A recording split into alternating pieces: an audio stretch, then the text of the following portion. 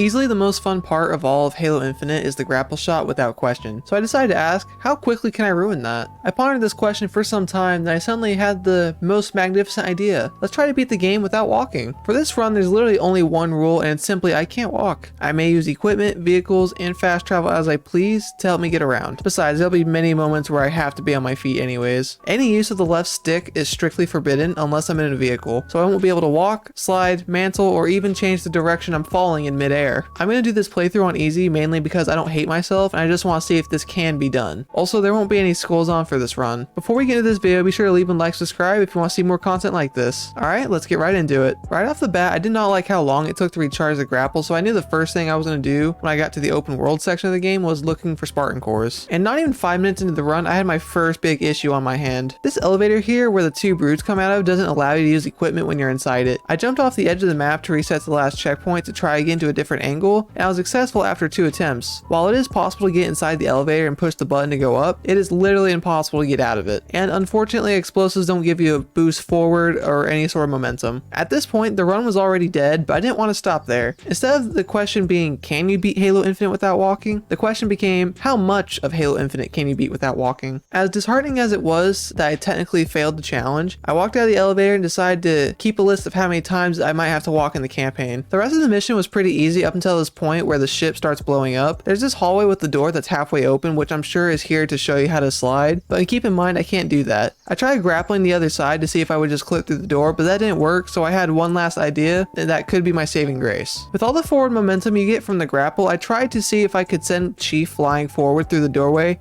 if I crouched at the right time. After a few attempts, I did end up doing this correctly, and I made my way through the rest of the ship, got stuck at this section for a little bit, swinging for dear life, and made it to the end of the mission. This mission was a lot more open in terms of level design, which ended up being a good and a bad thing. Only because I have a tendency to throw myself off the edge. That happens quite a lot. Again, this mission was easy to get through, but unfortunately I ran into another roadblock. When you enter this room with all the rotating silexes, you can use your equipment on this bridge, but only up to a certain point. I tried gaining enough momentum to try to fling myself forward up to the terminal, but once you get past the invisible barrier, you can't even jump. So the momentum strategy was thrown out of the window. Unfortunately, this marks the second time I had to walk. After retrieving the weapon, or Cortuna, the elevator starts and I'm granted access to my grapple again. I made my way to this section where you have to access the terminal in the middle of the room, but the only way to get there is on this hard light bridge, and you can't grapple onto those. Until I get access to the thruster ability, hard light bridges are going to be a bit hard to get past, if not impossible. Fortunately, this time around, there were plenty of other structures around so I could latch my grapple onto, so I took a little detour to the terminal. After more swinging around through the level, I ran into my first deceased Spartan and got an enhanced shield module. I cleared this room out of any banished lackeys, grabbed the power seed, and got ready for my first boss fight. Literally, the only hard thing about this boss fight was just the jackal continuously firing at me when I was fighting Tremonius. It only took me 24 seconds to kill him. I took the elevator up and the mission was completed. I finally got my hands on my first Spartan core and I immediately put it towards my grapple shot upgrade. This mission shouldn't even be considered a mission because how short it is, and all you do is capture a forward operating base, or FOB for short. Before moving on to the next mission, I swung around this area because I knew there were Spartan cores nearby, and now we're already on our way to the next mission. Before taking on the main mission, the tower, I figured it was probably more important if I got some more FOBs so they would reveal more Spartan cores on the map. I got a mongoose from Esparza, drove to a Spartan core, and went to the tower. I picked up another core, turned on the gravity lift, and made it into the tower. I found more Spartan armor and got another new ability. I picked up another core that was inside the tower and upgraded my grapple again. Now I have the first strike upgrade, which gives me the ground pound ability essentially. I made it to Spartan Griffin and got ready to body Chaklock.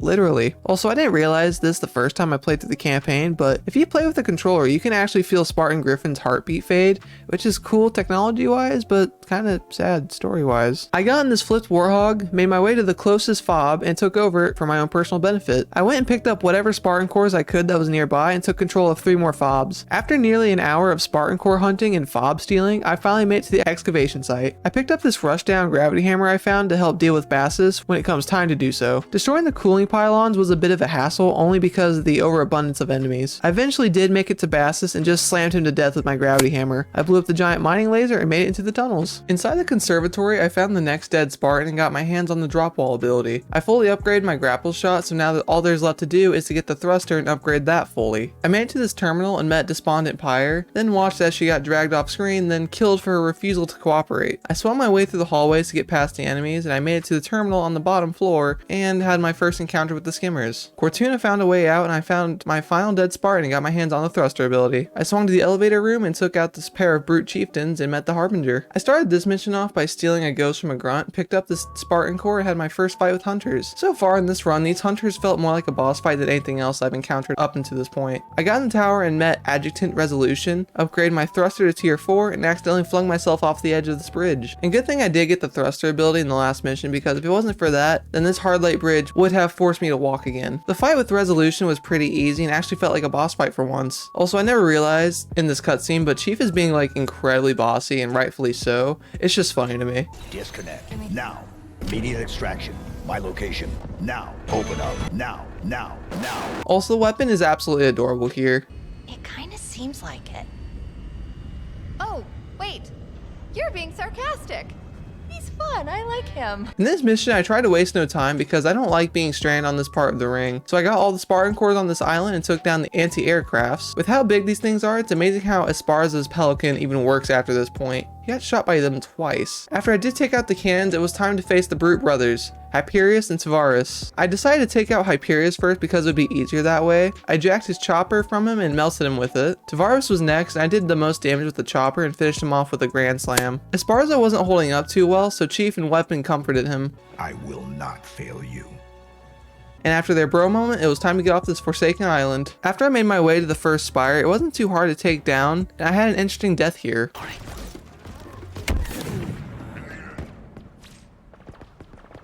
I made it to the first spire and got the data, then made my way to Fob November so I had a fast travel point so I could find more Spartan cores to upgrade my shield. I again went on another search for Spartan cores. After my excursion, I made it to the second spire, picked up another Spartan core and took out this army of banished, got the data and made my exit out of the spire in epic fashion.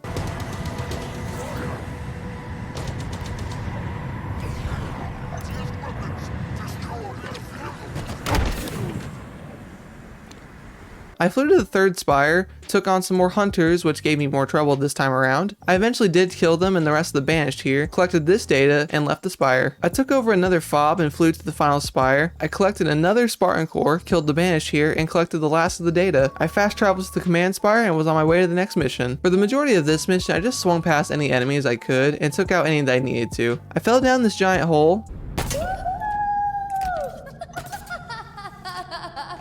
got to the gondola and took a slow, long ride. And a lot of sentinels were trying to stop me, so I figured the best way to deal with them was to use my grapple slam ability on them because it's almost always a one-shot kill. In combination with that, I would swap to my thruster ability to safely land back on the gondola so I didn't fall to my death. Looking back on it, this section did make me feel a lot like Spider-Man. I planted the power seeds and Chief tried to delete weapon, but she stopped it. Here's another mission where I yet again just swing past everything and only fight where I needed to. I Spider-Manned my way through the majority of the level and ran into Adjutant Resolution again. I defeated him but got domed by a shock rifle, so I had to redo the entire fight again. I beat him again, took the elevator up, and destroyed 3 phantoms that were trying to kill me. After a bit of a debate between Chief and Weapon, Jaga kidnapped Esparza, which forced Chief and Weapon to set aside their differences so they can go save him. I died a few times in this section because of some poor swinging. This mission is beatable without walking. It's just very uninteresting to talk about because it feels like a mission that just pads out the total playtime of the campaign and gives answers to the players and Weapon herself. Poor Weapon though, she really was going through it here.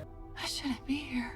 Anyway, I got to the end of the mission and we're nearly on our way to the end. In all honesty, this mission was a piece of cake and mainly due to the tank they gave you right at the beginning of the mission. I blasted my way through all the banished, activated the bridge, and made my way in. Now that we're finally at the House of Reckoning, this mission was weighing in the back of my mind because there are quite a few elevator rides that you need to take and I couldn't remember in my first playthrough if you could use equipment or not. Long story short, I had nothing to worry about because I was able to move freely in them after I finished the training rooms. Once I made it to the 3rd floor, it was time to face off against Jaga. I wasn't sure if he'd be a roadblock or another walk in the park. To sum it up, it was a bit of both. He was easy to deal with as long as I didn't make the foolish mistake of shooting him with a rocket launcher in point blank range.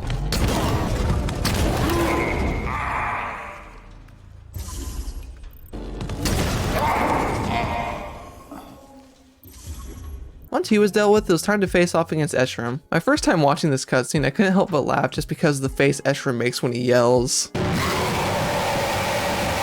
It was a lot easier to deal with than I expected. It was just a slow process of me swinging, slamming, and shooting my way to victory. Oh, and absolutely doming him with the skewer. Now we're on the final mission. This journey is nearing its end. As Sparza dropped me off at the auditorium, I cleared out this first room of enemies and swung my way through these halls until I made it to the pair of banished hunters. I took out the first one pretty easily, disintegrated it by accident, which no doubt pissed off the other one, and I dealt with the other one with the skewer. I murdered this grunt in cold blood, swung my way to the next hard light bridge, and once again flung myself to death. Also, here's another good example of it's good that I had the thruster because I wouldn't be able to get past this hard light bridge without it. I damn near flung myself off a bridge again. Luckily, I pulled off a pretty sweet recovery. I took an exposition ride up, found out what happened to Cortana, and made my way to the Harbinger. This boss fight is relatively easy. It's just super annoying because of her teleporting so much and so fast, and because this brute chieftain here runs at like Mach 10 speeds. I brought the Harbinger's shield down for the last time, beat her skull in with a gravity hammer. After the final, well, hopefully final goodbye with Cortana, Chief and Weapon escaped the auditorium thanks to a mysterious portal. Chief and Esparza had another bro moment, kinda, and I finally beat the campaign without walking, for the most part. So in conclusion, can you beat Halo Infinite without walking? For the most part, except the exceptions of Mission 1 in the elevator, and Mission 2 when you go to collect weapon. Other than that, the rest of the campaign is doable without walking. So for the single player playthrough of this campaign, you only have to walk 2 times. As always, if you enjoyed the video, be sure to leave a like, subscribe, and I'll see you in the next one.